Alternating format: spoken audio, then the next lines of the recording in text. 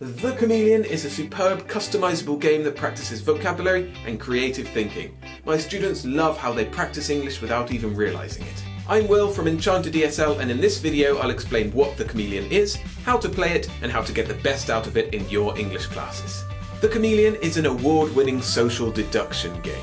One person is the chameleon and they have to blend in with the other players, whose job it is to try to catch them. On the box it says it's for 3 to 8 players, but I'd recommend at least 4, and that can include you as the teacher. If you have a larger class, you can split them up into multiple games that happen at the same time. But if you're going to split them up into more than 2 groups, you might need to make copies of some of the materials. The box also says that it's for 14-year-olds and older. That's because on some of the cards there are references to alcohol and things like that. But if you take out some of the cards, you can definitely play with younger students. However, it's not going to work with really little kids because they won't understand the social deduction side of it. And I'd avoid it with absolute beginners because you do need some level of vocabulary to start. It's supposed to take about 15 minutes, but that assumes you play several rounds. I've found each round takes about 2 to 3 minutes, and you can play as many rounds as you like. As you can tell, this is a game you're going to have to pay for. It costs around $20, and considering that you can play it over and over again, I think it's worth it. Alternatively, you could get a couple of dice and create your own cards for a budget-friendly version. So how do you play? Let's find out by heading to the board. First of all, you need to decide on a card. Cards have 16 words on a grid from A to D and 1 to 4. We're going to use this transport card. Everybody should take a look at the card and make sure they know all the words. One of these words is going to be the secret word that everybody knows, except the chameleon. To determine the chameleon, we need to deal out these cards here. One should be the chameleon card and the others should be identical, with this big grid of letters and numbers. We're playing with 4, so I'm going to take 3 grid cards and the chameleon card, shuffle them together, then deal them out. Each player should look at their cards secretly. Now we roll the 2 dice, the yellow one which goes up to 6, and the blue one which goes up to 8. We got 6 on the yellow and 4 on the blue. Now everybody looks at the grid on their card and uses those numbers as references. So we go along 6 on the top and then down 4. Now we have another grid reference, B4. This tells us which is the secret word on our transport card. We go along B, then down 4, and the secret word is spaceship.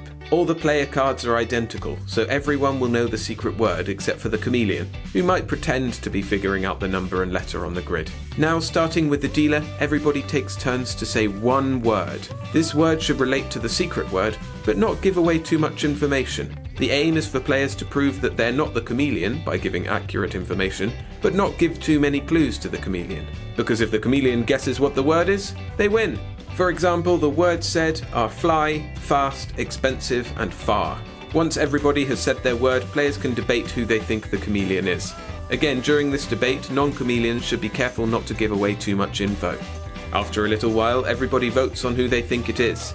The player with the most votes against them is the accused.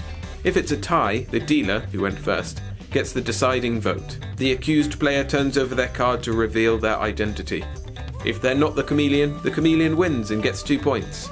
If it is the chameleon, then the other players each win, getting 2 points each. But wait! The chameleon has 1 chance to guess the secret word. If they get it right, they'll get 1 point and the other players get none. Thinking of using this game in your class? Hit the like button to let me know. Thanks. You can adapt the chameleon to your class's needs in a few different ways. First, decide if you want to keep score. I usually don't bother because the game itself is fun enough, just whether the chameleon wins or if the other players win. If you do want to score points, set a target for victory.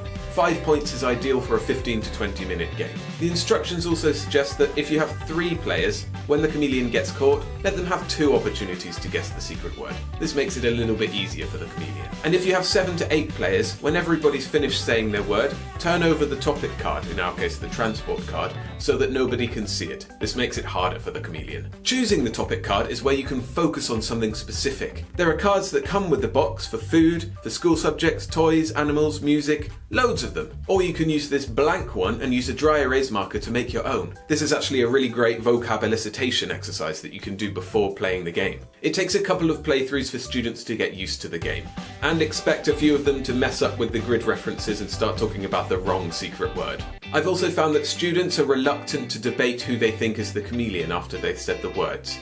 This is because they don't want to give too much information away. That's normal, let them put their opinions out there but don't force them to say too much. Voting can be a bit of a mess too. My usual strategy is to get each of them to write who they think it is in secret and then reveal all at the same time. Alternatively, you can have them all put their hands in the middle and on the count of 3, they point to who they think is the chameleon. They're not allowed to change who they think once they've seen other people pointing.